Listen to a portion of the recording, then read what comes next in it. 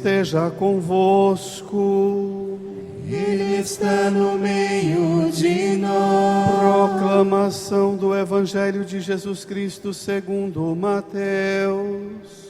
Glória a vós, Senhor.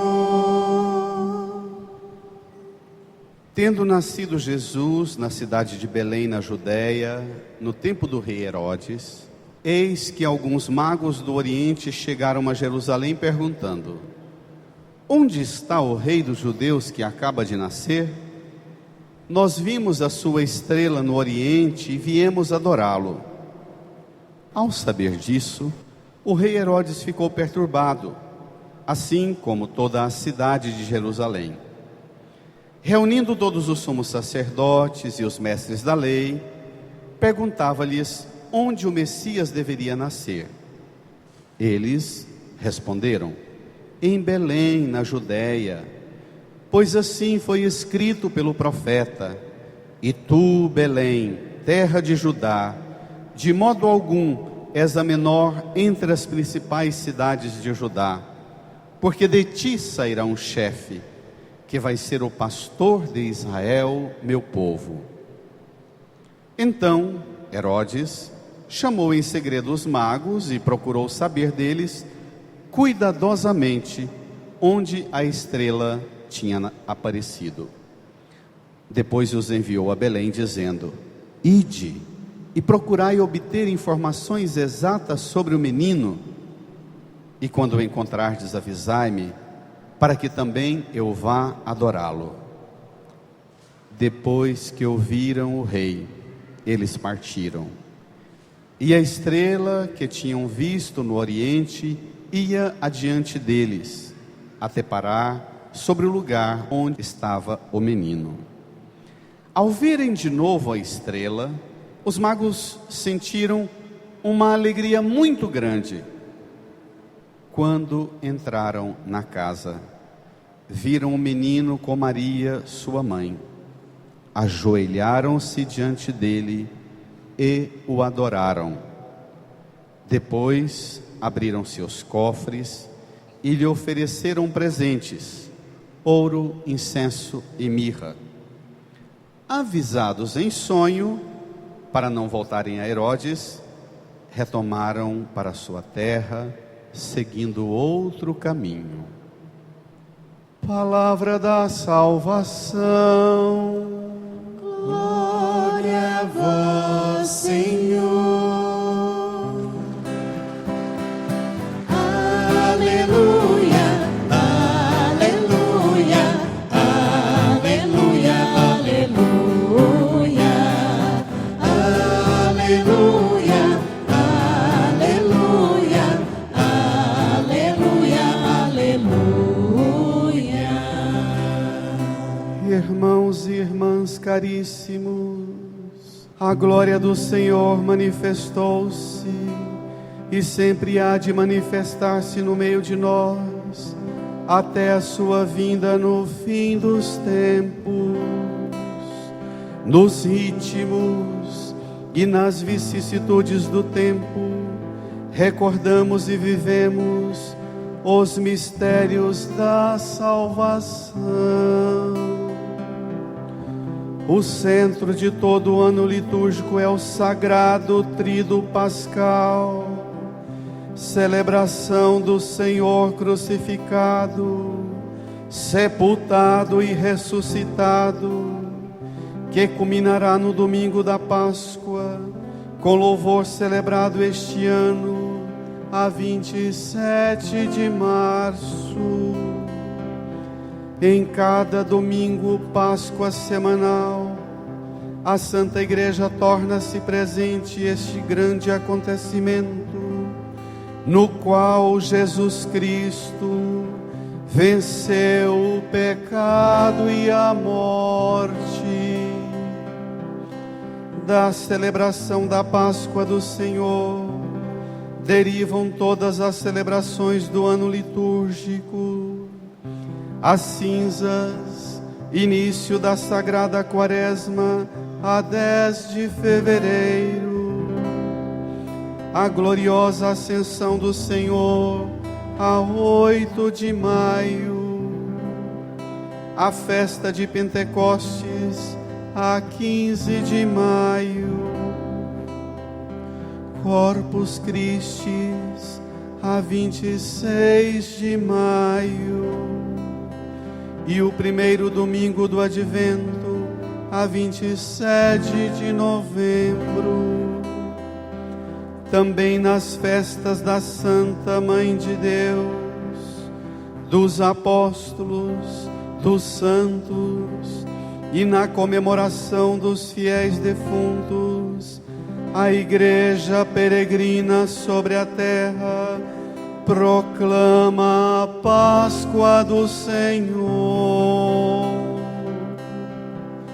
A Cristo que era, que é e que há de vir, Senhor do tempo e da história, louvor e glória pelos séculos dos séculos. Amém, amém, amém, aleluia. Amém, amém, amém, aleluia. Amém, amém, amém, aleluia. Amém, amém, amém, aleluia. Sentados num tempo de silêncio, invoquemos o auxílio do Espírito Santo para nos fazer compreender essa palavra. Rezemos. Amém.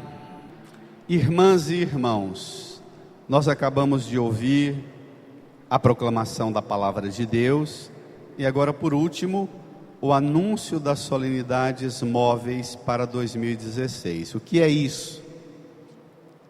Sempre na festa da Epifania, dos Santos Reis, que são os últimos a visitarem o presépio e irem embora, a igreja proclama e anuncia as datas que um cristão não pode ficar sem celebrar. Então, hoje você recebe a sua agenda espiritual, o seu calendário das celebrações que você, como discípula e discípulo de Jesus, não pode ficar sem celebrar. Mas não é só celebrar, é celebrar com o coração, a alma, o espírito, o corpo, a mente, todo o seu ser envolvido à altura do grande mistério que é a nossa fé. Nós olhamos hoje para a palavra de Deus, somos convidados a devolver para o nosso coração, ou talvez até dar pela primeira vez ao nosso coração, motivações grandiosas para prestar um culto a Deus, que nos dias de hoje a gente não sabe muito bem o que é. A adoração. O que é que os santos reis, os magos, ensinam para nós sobre isso? Vamos ao Evangelho. Tome o seu folheto, número 9 do seu folheto. Hoje nós saímos do Evangelho de Lucas, tomamos um texto do Evangelho de Mateus, porque Mateus é aquele que descreve o encerramento do tempo do Natal com uma história muito bonita, para motivar a gente a caminhar na fé. Vamos lá? Hoje também é o dia da despedida do presépio. Vamos? Tendo nascido Jesus na cidade de Belém, na Judéia, no tempo do rei Herodes. Leia. Eis que alguns magos do Oriente chegaram a Jerusalém. Para lá. Jesus nasceu em Belém e chegaram a Jerusalém, 4 quilômetros de Belém. Chega lá em Jerusalém os magos do Oriente, que nós carinhosamente chamamos de Santos Reis Magos. E o Evangelho não descreve quantos eram, mas pela conclusão do Evangelho, a oferenda que eles fazem, a gente ao menos identifica 3 personagens. Magos do Oriente. Alguém deve guardar no coração algumas informações ao menos da meditação nossa no ano passado na festa de Reis. Magos do Oriente. A palavra mago, lembra o quê? Mago lembra? As crianças. O que mago lembra? Um mago faz magia. Um mago faz magia. Nós entendemos magia hoje com a magia que nós temos até medo, da magia vinda da mistura do espiritismo com o candomblé e com a umbanda, não é? Mas a meninada mais nova que assistiu O Senhor dos Anéis, viram os magos que tem naquela série de filmes muito bons, escrito por um católico, e que ensina muito essa ideia dos magos. Mago aqui não tem a ver tanto com magia, mas mago aqui significa as pessoas que no Oriente, quer dizer, você tem a Terra Santa, o país de Israel, depois do Rio Jordão, uma cordilheira de montanhas gigantescas chamadas montanhas da Jordânia, ou da Cisjordânia, do lado de lá do Jordão, e para lá dessa montanha é um mundo desconhecido para o povo da Bíblia, um mundo desconhecido. Uma hora ou outra, aparecia gente de lá, vendendo bugiganga, e vendendo especiarias, perfumes, roupas, tecidos, e principalmente temperos, sabores. Os magos do Oriente representam um tipo de sabedores populares, conhecedores da sabedoria que o povo acumulou, o povo da Índia, da China, do extremo lá da Rússia, Japão, aquele mundo muito longe. Imagine, a China tem 8.000 anos, então é uma sabedoria muito antiga, mas que o povo da Bíblia não tinha muito contato e tinha muito medo, porque é uma sabedoria muito diferente da Bíblia. É uma sabedoria de acúmulo de causos e histórias, lendas, mitos e superstições. Muita superstição, tudo misturado no mesmo balaio. Você acreditar nos astros, como acreditar que cada cor pode dar sorte para você ou pode dar azar, isso é tudo coisa que vem do Oriente. Os cheiros, as essências podem te dar sorte ou te dar azar. É essa mentalidade. Os magos, portanto, representam o povo da região onde a Bíblia não atingiu e nem conhecia muito bem, e que o povo da Bíblia tinha muita reserva por ser um povo muito supersticioso.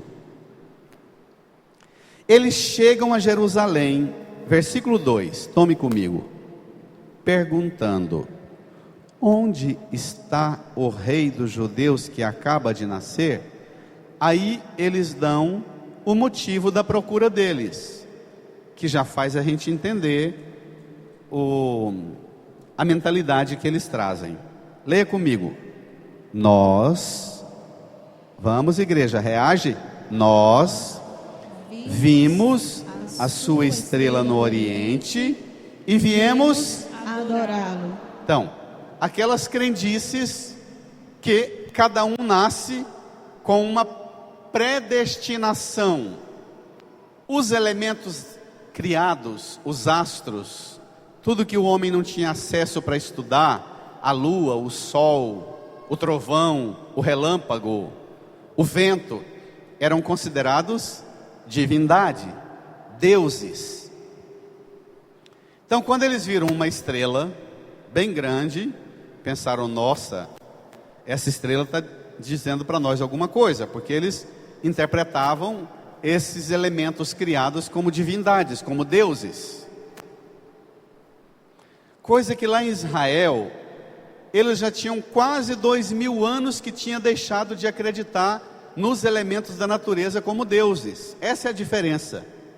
O povo do Antigo Testamento é o povo que primeiro na história das civilizações, de todos os povos e culturas do mundo, o povo do Antigo Testamento é o primeiro povo que deixou de acreditar que esses elementos da natureza eram divindades. Entendido? Não tinha isso. Deus é uma pessoa que fala, não é trovão, não é lua, não é sol. Então, eles chegam lá dizendo: olha, nós vimos uma estrela lá no Oriente e viemos adorá-lo. Essa palavra adorar vai aparecer 3 vezes no Evangelho. Apareceu agora.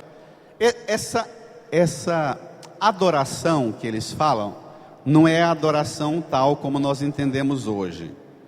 É uma homenagem, é uma reverência a alguém importante. Essa adoração a gente faz de 3 modos. Também nos filmes e nas novelas aí de época a gente vê. Diante de uma autoridade mais elevada, a gente faz essa reverência. Diante dos reis a gente faz essa reverência. E diante do imperador a gente prostra, a gente deita. De acordo com o grau de importância é o tamanho da reverência. Um barão, uma baronesa faz isso. Um rei faz isso. E um imperador prostra.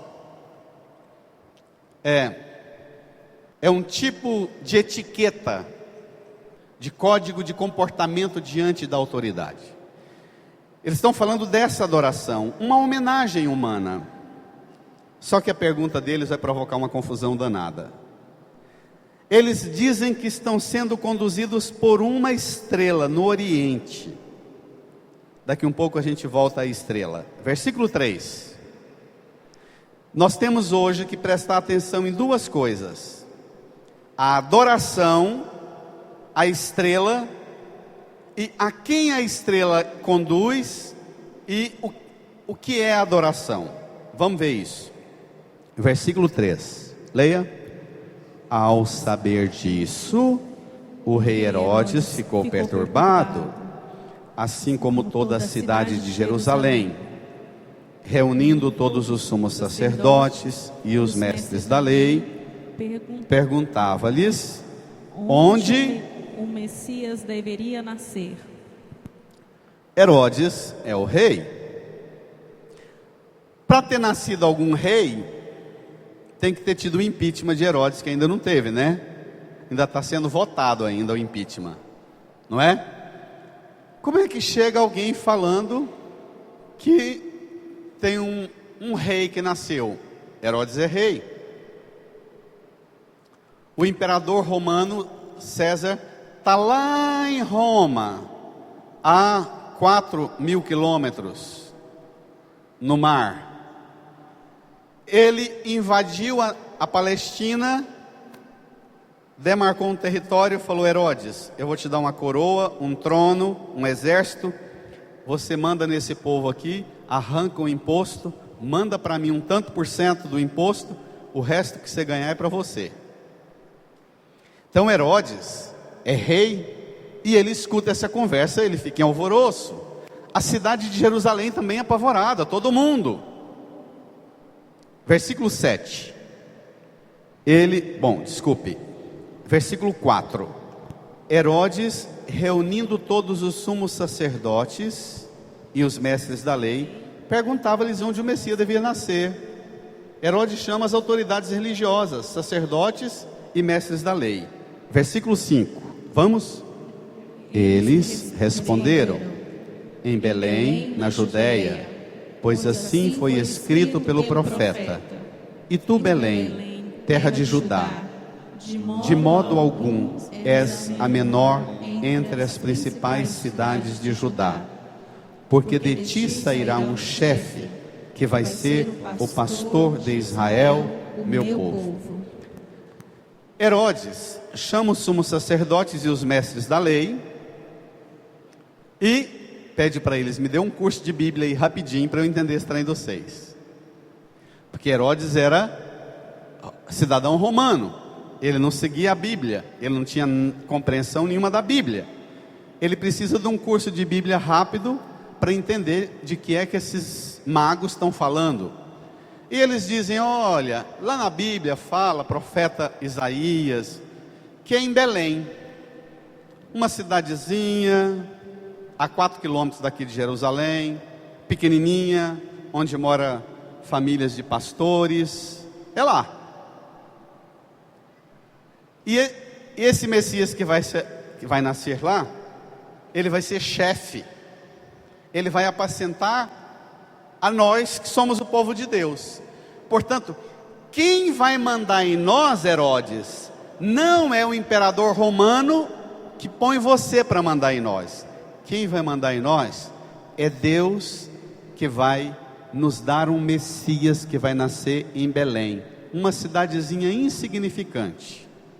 Versículo 7. Herodes termina o cursinho de Bíblia, volta para os magos, preocupado. Vamos ver?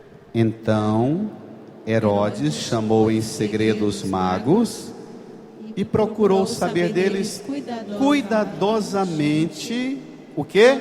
Quando a estrela tinha aparecido. De novo a estrela. Quando é que a estrela apareceu? Onde que apareceu? Como é que vocês vieram parar aqui?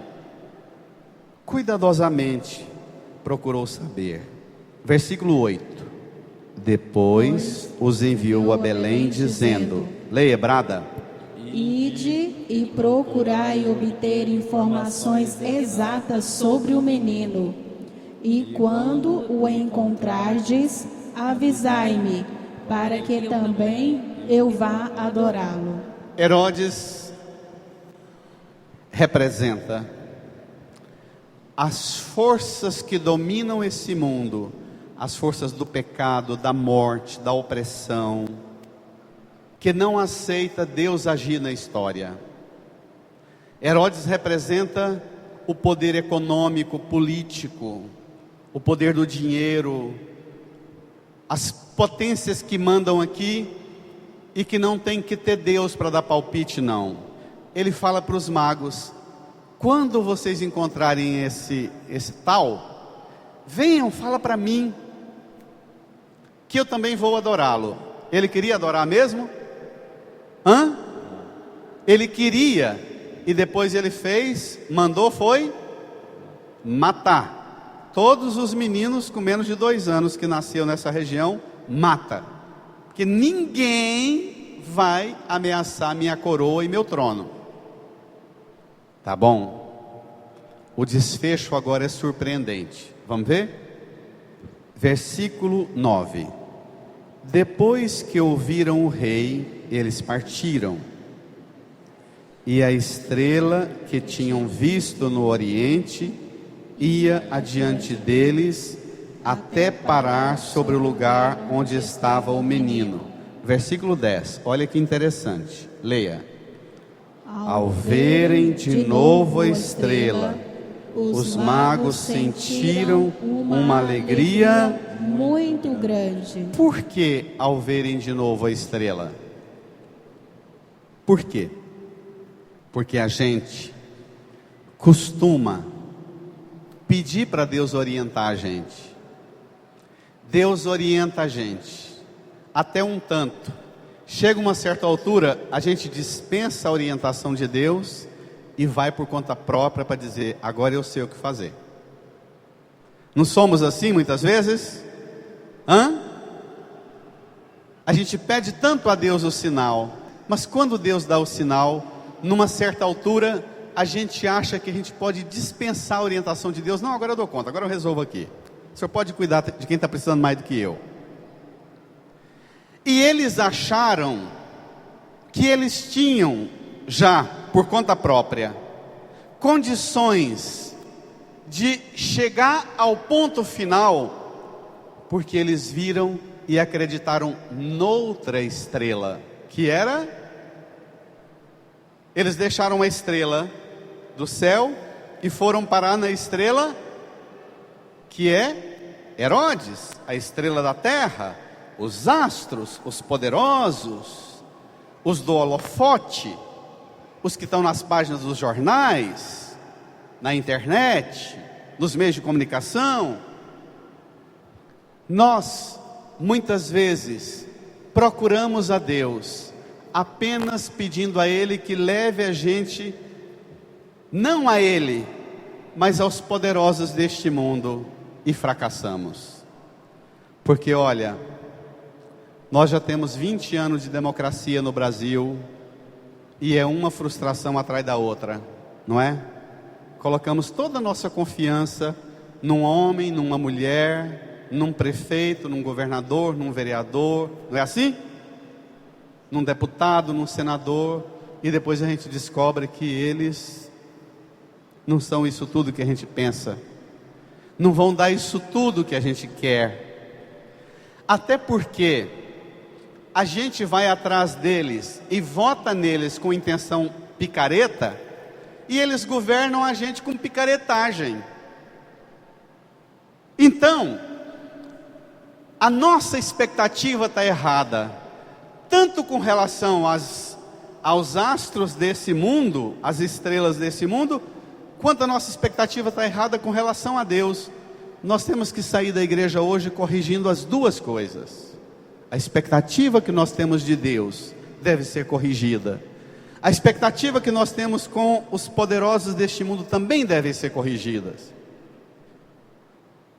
Os magos seguiram a estrela, voltaram pela estrela, viram de novo a estrela, aceitaram o sinal de Deus e deixaram Deus pela estrela conduzi-los até o menino. Sentiram uma alegria muito grande ao verem de novo a estrela. O ano passado eu preguei demoradamente sobre a estrela. O que significa a estrela? Alguém se lembra? Demoradamente a minha pregação do ano passado foi sobre essa estrela. Para nós o que ela significa? Bom, Herodes representa as potências do mal que dominam o mundo. Os magos representam as pessoas que buscam a Deus, embora com um monte de doutrina e superstição e ensinamento errado. Embora querem encontrar Deus, mas tem na mente e no coração um monte de superstição, doutrina errada. E a estrela, o que significa? Alguém se lembra? Gente, nós temos que guardar essas coisas no coração. Se eu perguntar para você quem te magoou e te chateou em 2015, você vai saber contar tudinho, você vai ter lágrima para derramar e encher essa igreja. Nós às vezes guardamos o que não presta, e o que presta nós jogamos fora. O que significa a estrela? Que conduz a gente até Jesus. É a igreja. Hã? A igreja. É a igreja. Eu até dizia, e durante esse ano do Evangelho de Marcos, eu repeti várias vezes. Os irmãos evangélicos gostam de dizer, só Jesus salva. É verdade. Mas é só metade da verdade que está aí. Porque Jesus salva a gente, levando a gente ao Pai. Agora, só a igreja leva a gente a Jesus. O que talvez os irmãos evangélicos não saibam, é que só a igreja pode levar a gente a Jesus. Eles pegam a metade da verdade para lá. Só Jesus salva.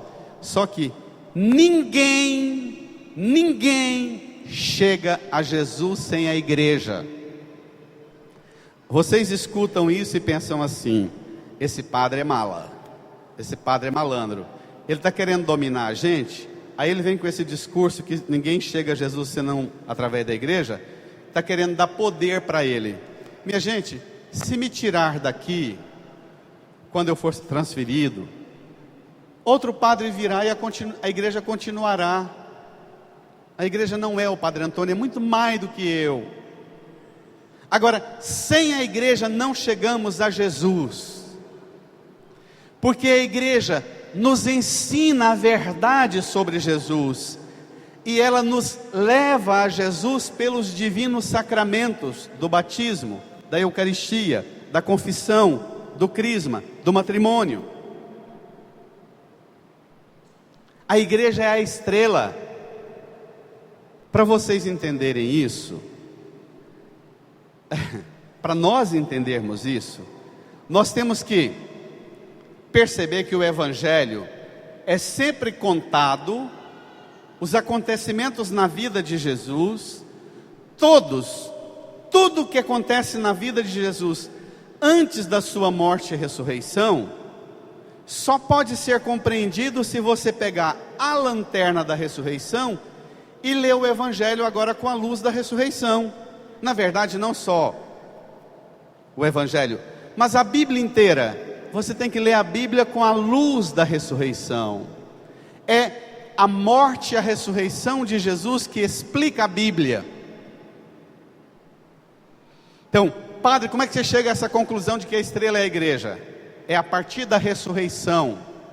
Vós sois o sal da terra, vós sois a luz do mundo. Ide a todos os povos e anunciai, e batizai em nome do Pai, do Filho e do Espírito Santo. Não é isso que Jesus falou? A estrela, portanto, é a igreja.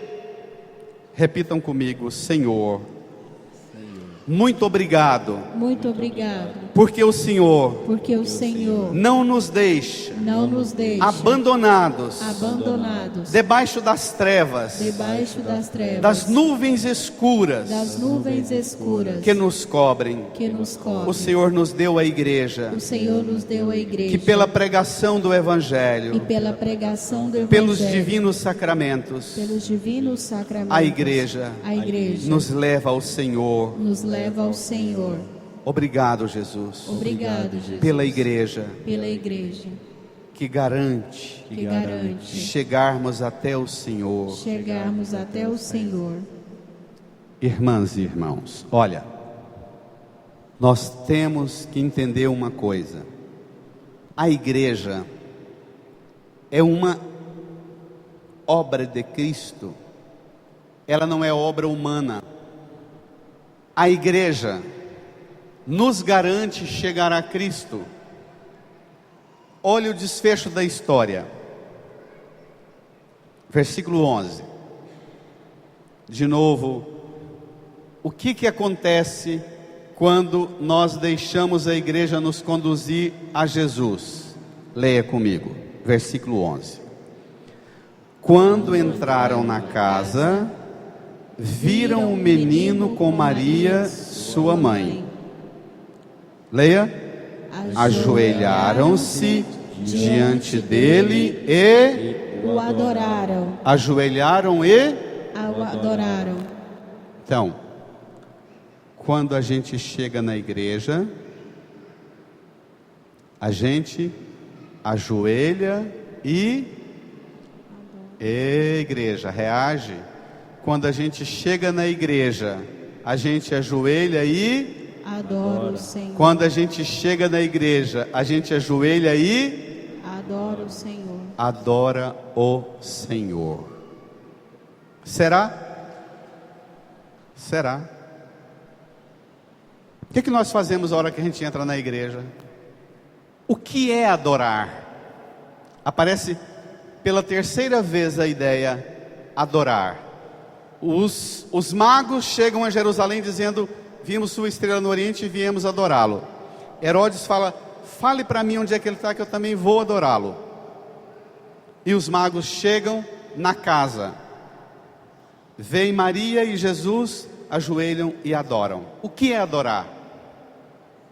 Para nós adorar, é, primeiro, quando você vê na televisão, quando você vê na televisão, os programas de televisão com adoração do Santíssimo, ou nas nossas igrejas quando fazemos adoração, é assim: expõe Jesus no Santíssimo Sacramento, ajoelha e começa a cantar, a louvar, a rezar o terço, ou pega um livrinho e lê o livrinho de cabo a rabo, lê que monte de reza. É isso adoração? Isso é um tipo de oração boa, mas não é isso adoração. Adoração tem muito a ver com a palavra piedade. Adorar é colocar a nossa pequenez diante da grandeza de Deus e deixar a grandeza de Deus nos envolver numa consolação. Santa Teresa d'Ávila e São João da Cruz ficavam diante do sacrário, e era num mosteiro, tinha uma parede de 1,5 metro do lado de cá, o sacrário ali, São João da Cruz de lá da parede, Santa Teresa do lado de cá, não tinha nenhuma comunicação. De lá era o convento dos homens, de cá era o convento das mulheres, e eles ficavam em adoração. Lá pelas tantas, dizem que muitas vezes as irmãs e os irmãos viam São João da Cruz, Santa Teresa d'Ávila, que se sentiam tão fortemente na presença de Deus, que o corpo deles levitava assim, ficava no ar, no alto. Nós não sabemos o que é adorar. A linguagem que os nossos irmãos evangélicos falam de adorar a Deus é cantar hinos de louvor, principalmente naqueles shows com muita música e muito barulho. Você vai cantando, pulando, até você ter um tipo de transe.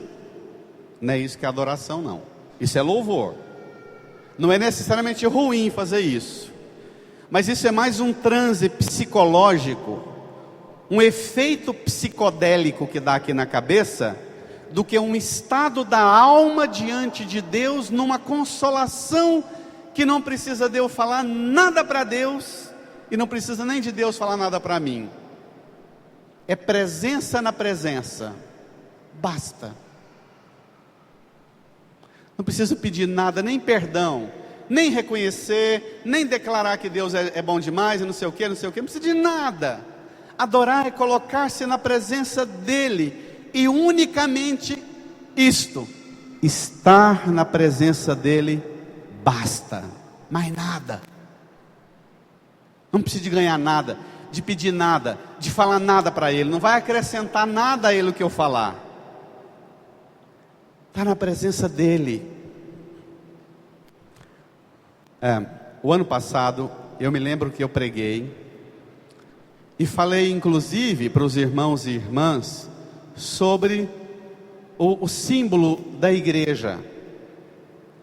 Antigamente, todas as igrejas eram construídas, e no prédio, na igreja construída, tinha uma grande, o quê?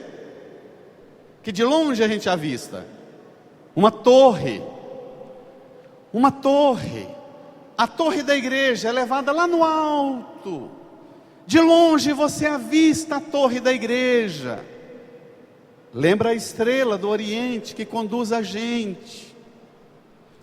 Até vale lembrar uma coisa muito curiosa. Antigamente, todas as igrejas eram construídas. Hoje em dia nós padres perdemos isso. Nós não temos muito boa formação para construir igreja. Mas todas as igrejas antigamente, elas eram construídas, e o altar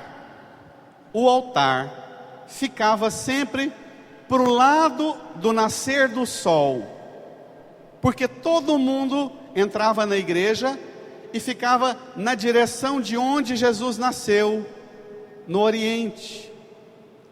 O padre inclusive celebrava de costas para o povo, não é para desprezar o povo.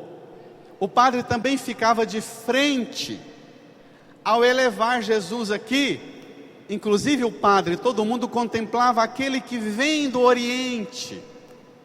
Hoje é uma pobreza danada a nossa compreensão da fé, porque isso era levado a sério até as últimas consequências. A igreja é o sinal que vem para nós quando sai notícia dos conflitos, das guerras e das bombas lá na Terra Santa. O que a gente fala? Lá no Oriente Médio,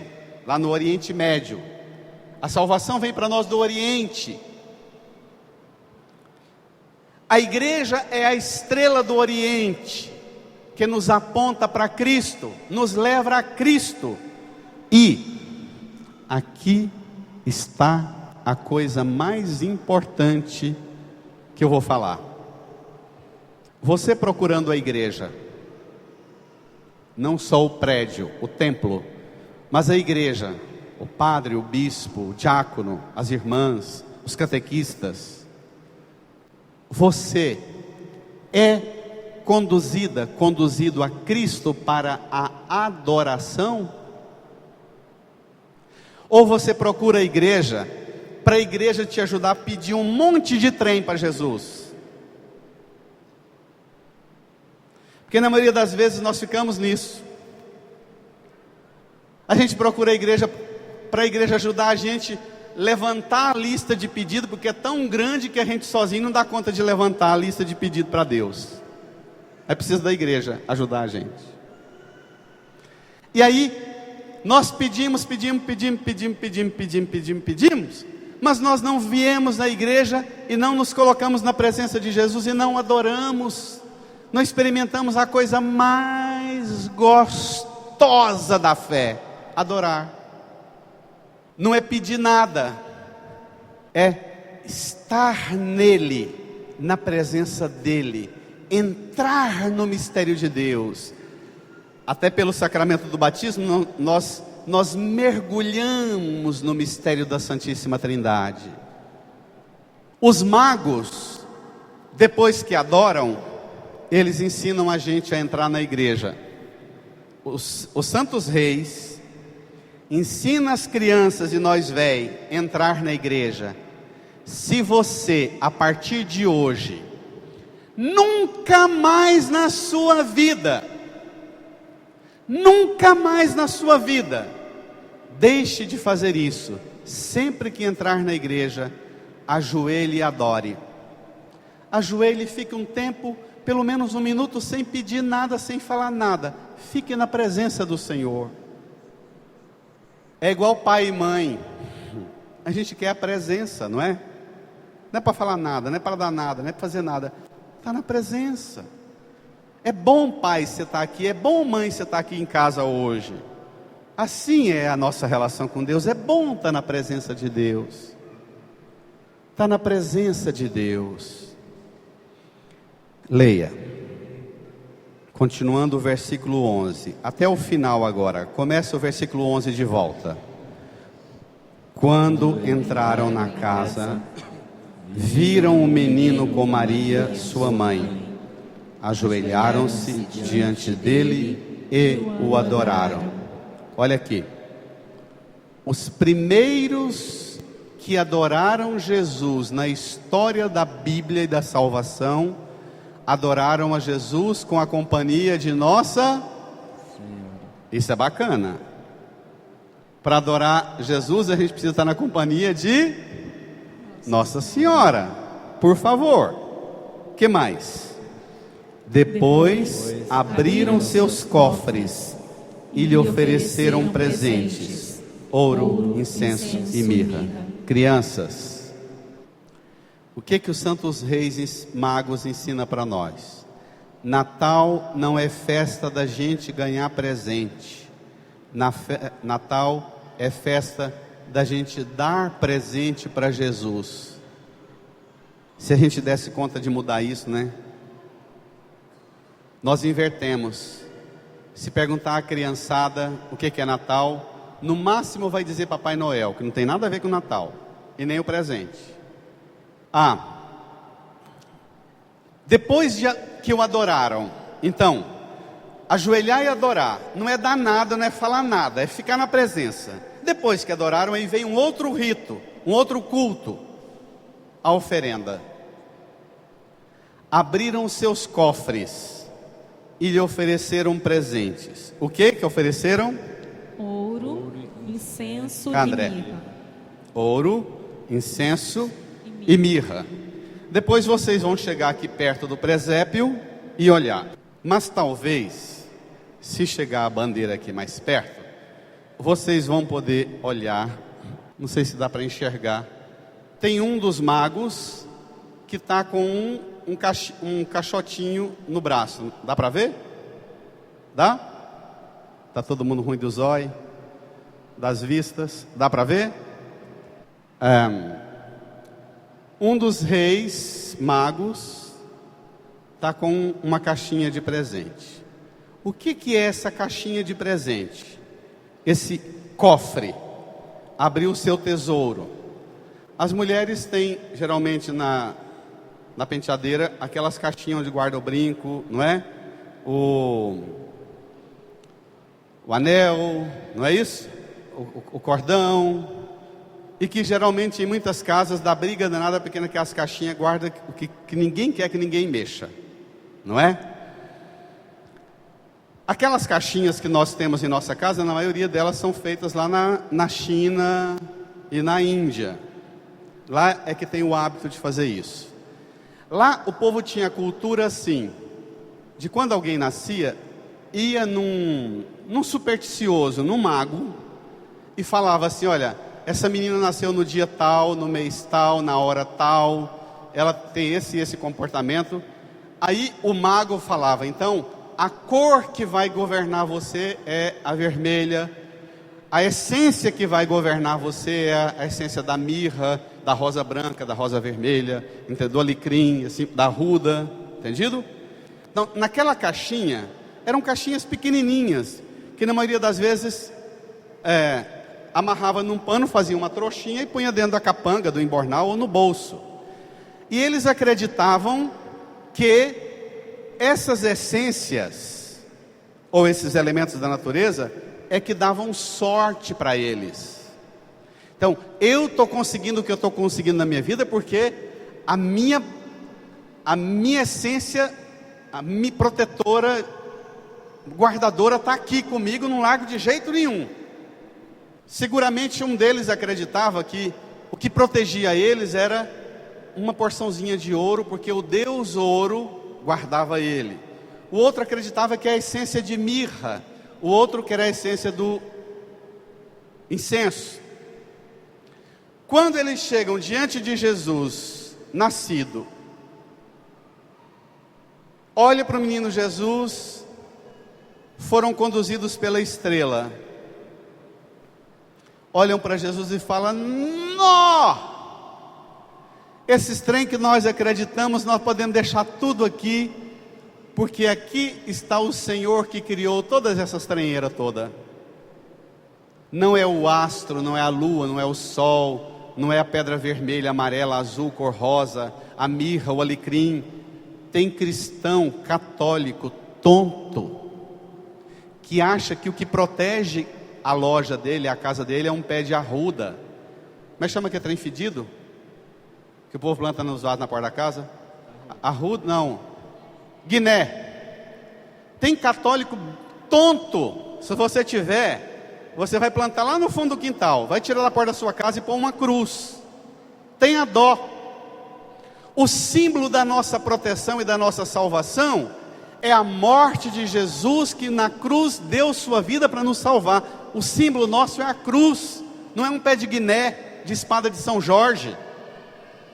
Tem cristão que usa, minha gente, até de vez em quando eu visitando as casas, você chega, tem aquelas macumbinhas com sal grosso, com a cabeça de alho.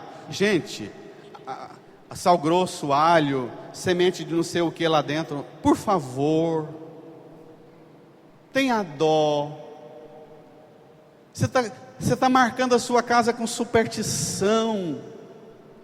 Você está dando, sobretudo para as crianças, um exemplo horroroso. Não é isso que nos guarda. O que afasta um zóio ruim, uma inveja, é a cruz de Jesus, onde o Cordeiro de Deus deu sua vida para arrancar o pecado do mundo, não a cabeça de alho. Tá claro, minha gente? Tá claro? Tá claro mesmo? Se você é católico que acredita nessas bobagens, hoje é dia de você renunciar a todas as suas superstições. Pegar o pé de arruda e plantar ele feliz lá no fundo do quintal para espantar a muriçoca da zika, da chikungunya e da dengue, e dizer para Jesus: Jesus, quem guarda isso aqui é o Senhor com o seu sangue derramado na cruz. Está claro, minha gente? Mas não faça da cruz uma superstição, não. Tem gente que faz também da cruz ou da imagem uma superstição. Não pode. Nossa Senhora dentro da nossa casa, uma imagem, não pode ser uma superstição.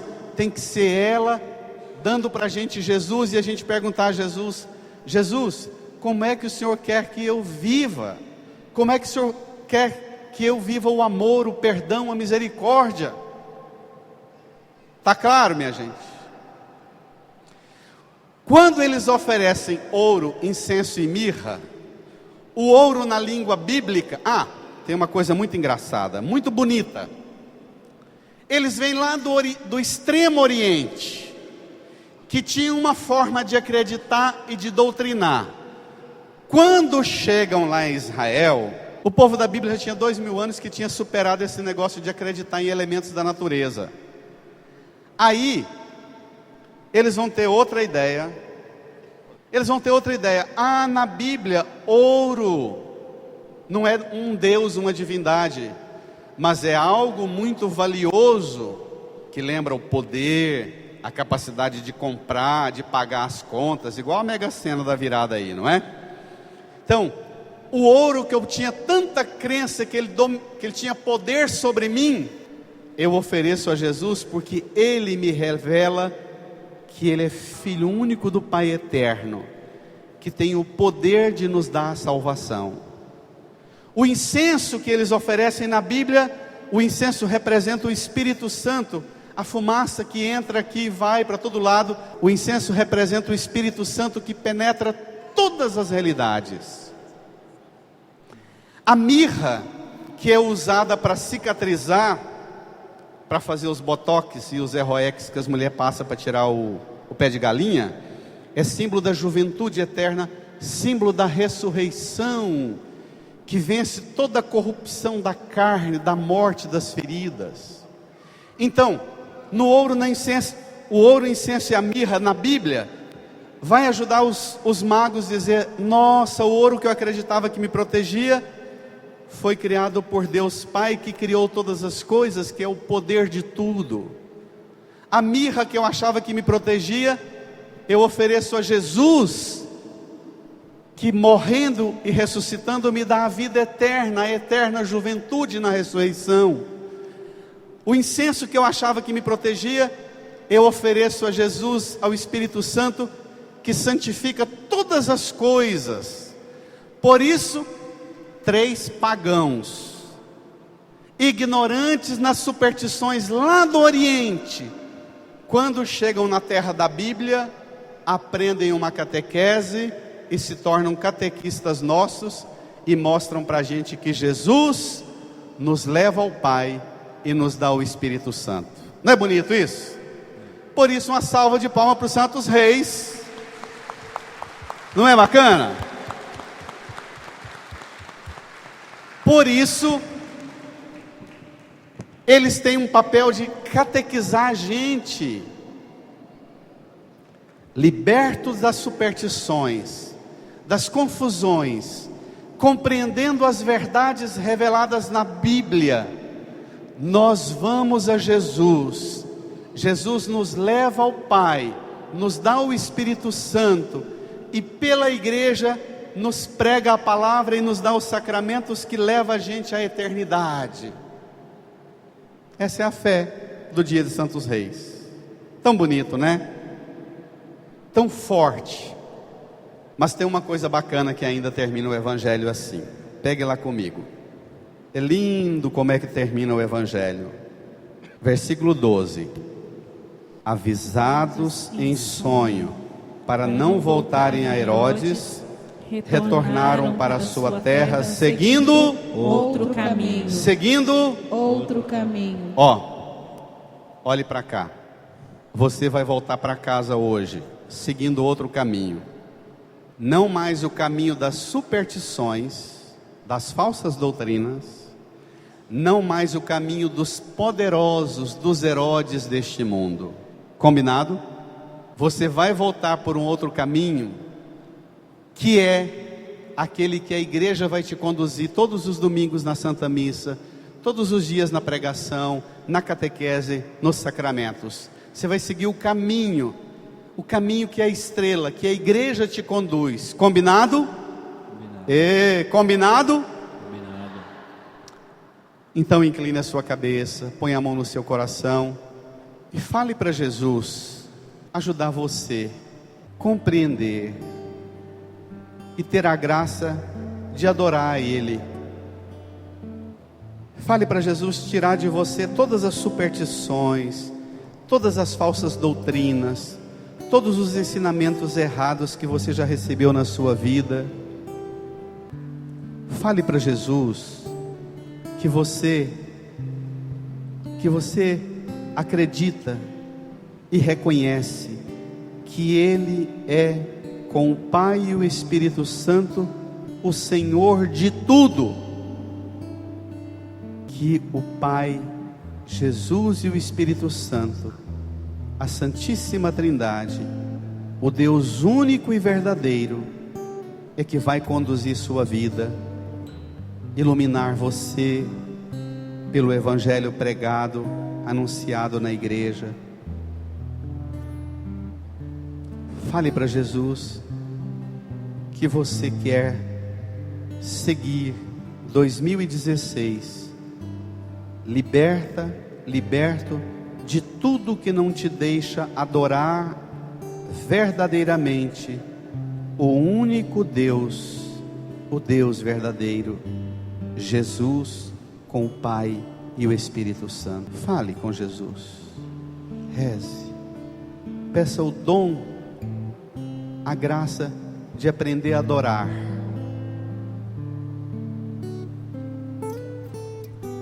Senhor, eu sei que é teu este lugar, todos querem te adorar. Toma tua direção. Senhor, vem, ó Santo Espírito, os espaços preencher, reverência à tua voz vamos fazer.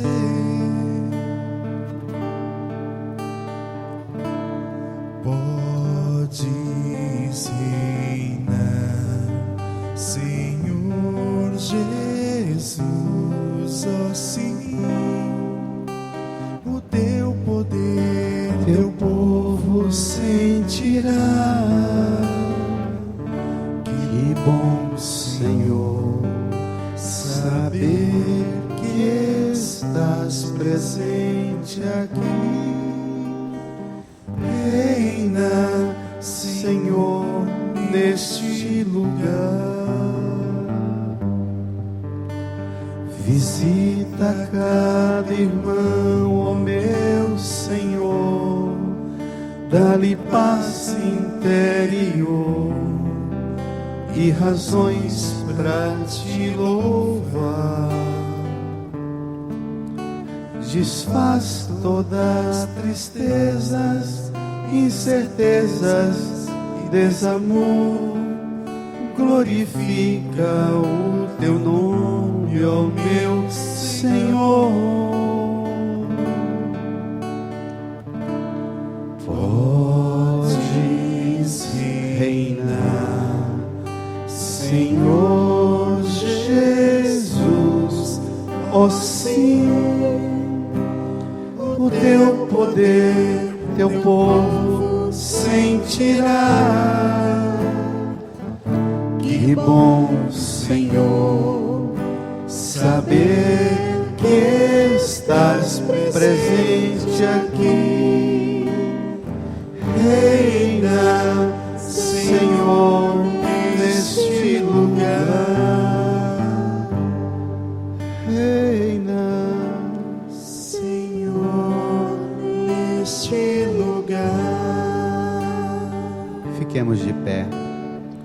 Levantemos nossas mãos para o céu.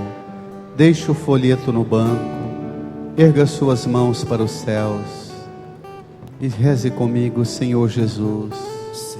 Hoje eu renovo a minha fé na Santíssima Trindade, Pai, Filho e Espírito Santo. Pai, Filho e Espírito Santo. Senhor de tudo, Autor de tudo, Autor de tudo, Criador de tudo. Criador de tudo. Eu renovo a minha fé Eu renovo a minha na fé palavra na palavra revelada na Bíblia, revelada na Bíblia, que nos faz conhecer que nos faz conhecer que Jesus fundou a igreja, que Jesus fundou a a igreja, estrela a estrela que nos conduz a Ele, que nos conduz a Ele, e Ele nos conduz ao Pai, e Ele nos conduz ao e nos Pai, dá com o Pai e nos dá com o Pai, Espírito Santo. o Espírito Santo. Senhor Deus, Senhor Deus, Santíssima Trindade, Santíssima Trindade, Pai, Filho e Espírito Santo, Pai, Filho e Espírito eu creio Santo. firmemente, Eu creio firmemente. renovo a minha fé Renovo a minha fé. e quero voltar E quero voltar como os magos, com os magos, retomando outro caminho, retomando outro caminho, recusando o caminho recusando o caminho dos Herodes deste mundo, dos Herodes deste dos mundo, poderes deste dos mundo, poderes deste mundo, recusando o caminho recusando o caminho das superstições, das superstições, das falsas doutrinas das falsas que doutrinas tanto dominam o que mundo tanto dominam o e mundo, enchem de confusão, e enchem de confusão, enchem de trevas, enchem de trevas, mesmo pessoas simples mesmo pessoas que simples buscam a Deus. que buscam a Deus. Senhor, Senhor, eu retomo hoje o caminho eu retomo hoje do o Evangelho, do Evangelho, da Igreja, da Igreja, da doutrina verdadeira, da doutrina verdadeira, da Santíssima Trindade. da Santíssima Trindade. Eu renovo a minha fé, Eu renovo a minha fé, a minha disposição em caminhar a minha disposição Guiado, em caminhar, guiado pela verdadeira fé pela verdadeira no fé Deus uno e trino. do Deus unitrino. Faça o sinal da cruz dizendo: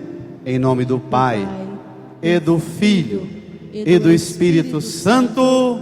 Amém. Uma salva de palmas para o Deus verdadeiro.